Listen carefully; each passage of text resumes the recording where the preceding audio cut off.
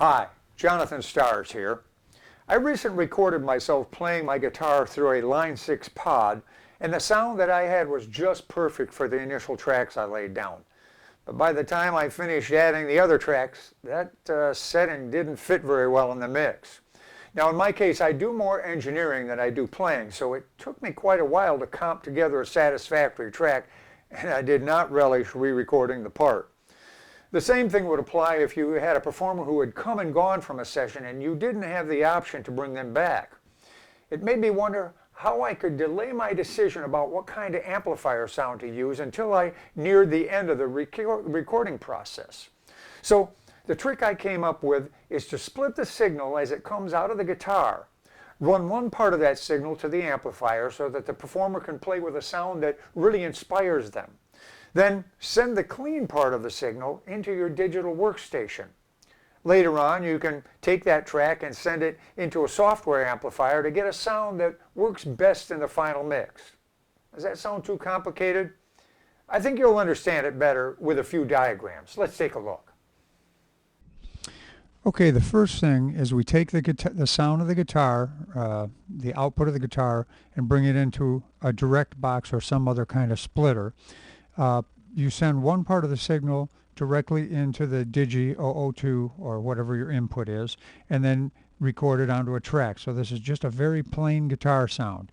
And usually during this I try to mute that track so that the guitar player is not listening to it, because they're going to be listening to whatever basic tracks are going on at the time, and then another part of the sound, then the other split off part of the sound goes to an amplifier or some other thing that's going to allow them to hear their playing the way that they like to hear it, that inspires them. And then you're recording that into another track of the Pro Tools rig in this case, or whatever whatever your favorite recording program is, and that gets recorded down. Then I guess that pretty much takes care of that part.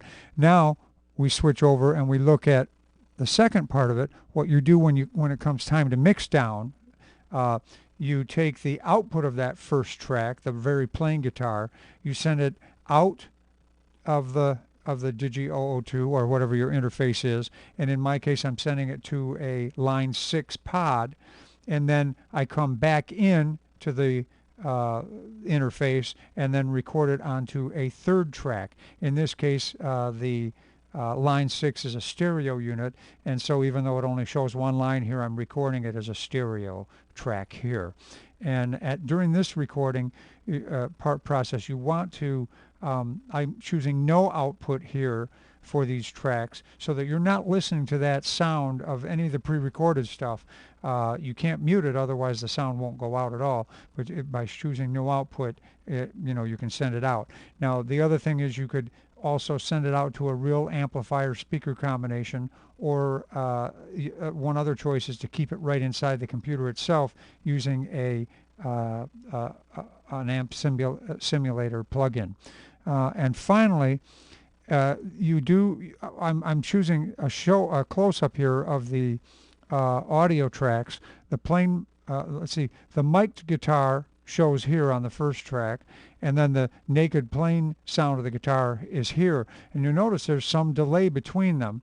And then also the Line 6 or whatever my other recording unit was, has its peaks way over here. But the amount of timing between them is not that great, but if you really want to, you can match them up. You just want to make sure that you don't get something going where you have some kind of phase cancellation. And that's it. Well, I hope you see how that might work for you. Until next time, I'm Jonathan Stars.